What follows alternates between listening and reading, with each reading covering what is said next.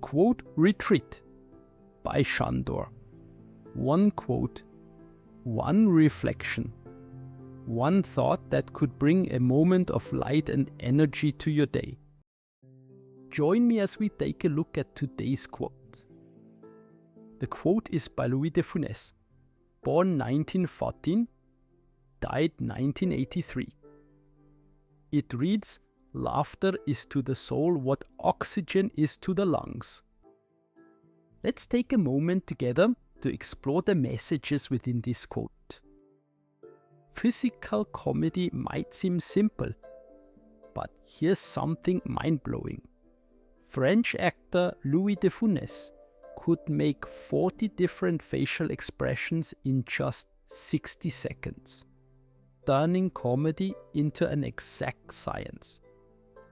That's such a fascinating detail about his technique. What really strikes me is how he developed this precision after spending years struggling as a pianist in Parisian bars.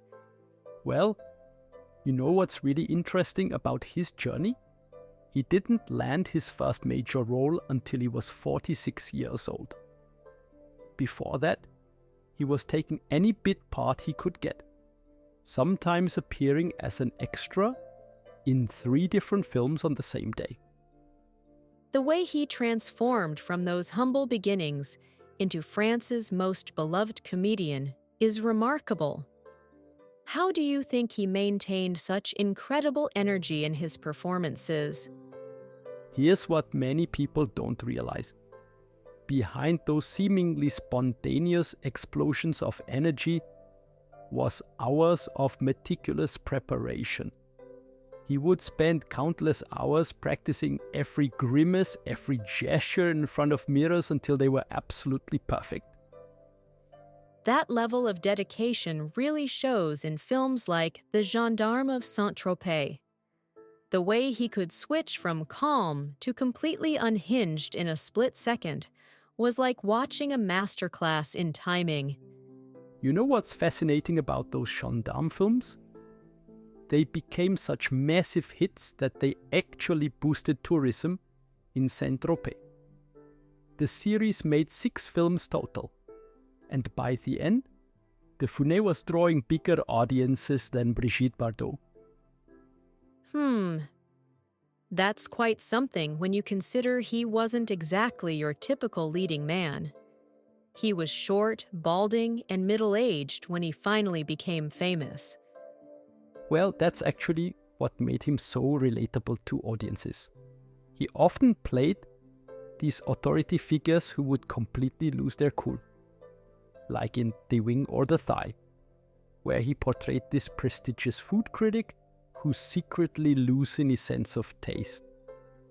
It was comedy with a touch of humanity. Speaking of that film, didn't he insist on completing it even after suffering a serious heart attack? That's exactly right.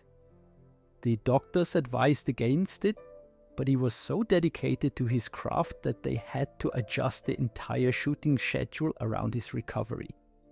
And you know what's really incredible? Some of his best comic performances came after that health scare.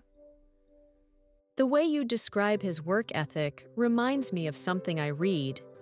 Even at the height of his fame, he would still spend hours preparing for each scene, working out every detail with his co-stars. And here's what makes that even more remarkable. In real life, he was actually quite introverted. He preferred spending time tending to his rose garden at his castle in Clermont rather than attending glamorous Hollywood parties.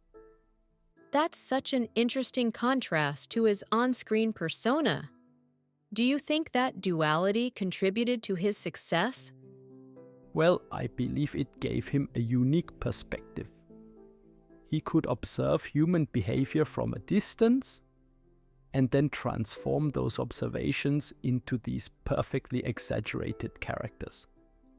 You know, he once said that laughter was to the soul what oxygen is to the lungs, and he really lived by that philosophy.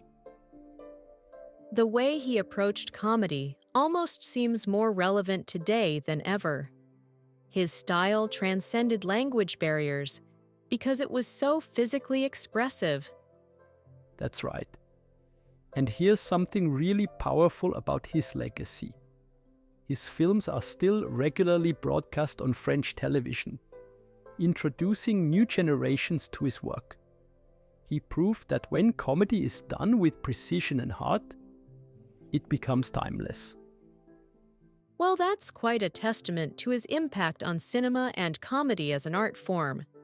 And you know what I find most inspiring about his story? He showed that it's never too late to achieve your dreams. Here was someone who spent decades in obscurity, perfecting his craft, before becoming one of the most beloved entertainers in French history. That's pretty remarkable when you think about it. With that, we conclude this exciting episode. If you enjoyed this episode, I'd appreciate a like and a comment. Don't forget to subscribe. Thank you. Your support truly helps this channel grow. See you again tomorrow. Yours, Sandor.